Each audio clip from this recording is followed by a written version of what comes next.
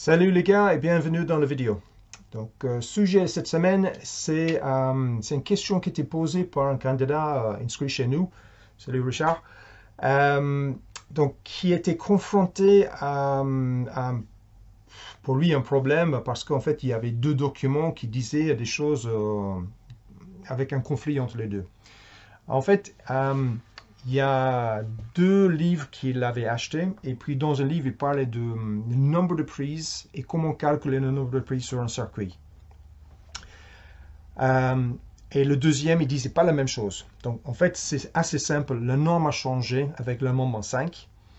Et pour être plus clair, on va parler en fait spécifiquement de deux choses. Autrefois, on disait que sur un circuit de prise, on avait 8 prises, 8 PC, prises de courant, maximum, sur un circuit en 2.5. Et on avait 5 PC, maximum, sur un circuit en 1.5. Donc ça, c'était la norme avant l'amendement 5.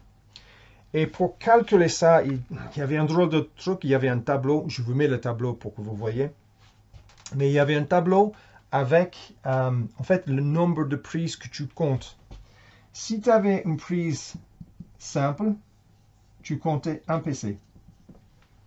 Si tu avais une prise double, tu comptais un PC. Livre la logique? Je ne sais pas, ne me demandez pas. Si tu avais une triple prise, tu comptais 2 PC. Et si tu avais un quadruple, tu comptais 3. Et en fait, pour moi, il n'y avait aucune logique là.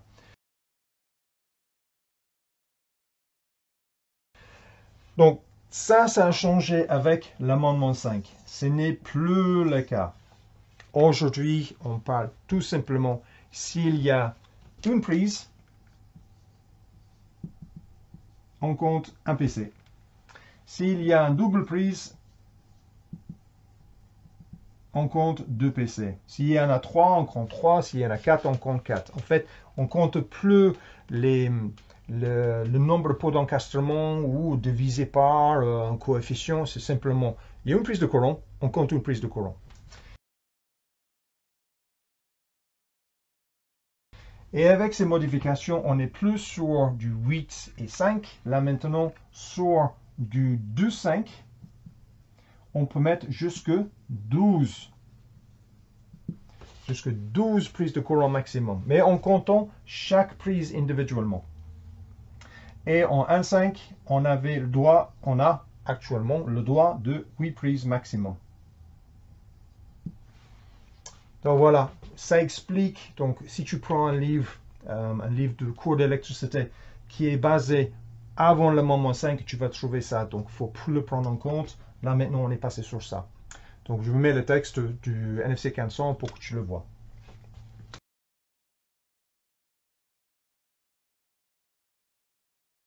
Donc j'espère que c'était assez clair, que c'était vraiment clair par rapport à comment cette confusion est arrivée et qu'est-ce qu'il faut faire si tu es confronté à ça. Les anciens, en fait, il ne faut plus le prendre en compte. Donc voilà, ça c'est le circuit aujourd'hui de prise de courant, donc les prises d'utilisation générale pour l'aspirateur, pour charger le téléphone, pour les télévisions, pour le box, etc. Mais on ne parle pas ici des circuits spécialisés. Ça, c'est autre chose totalement. Les prix spécialisés et donc les dimensions de tableau et comment câbler la maison, toutes les normes associées, ils sont traités. Tout ça, c'est traité dans la formation que je vous propose. Donc, si tu es intéressé par le métier d'électricien ou par la formation qu'on propose, n'hésitez pas.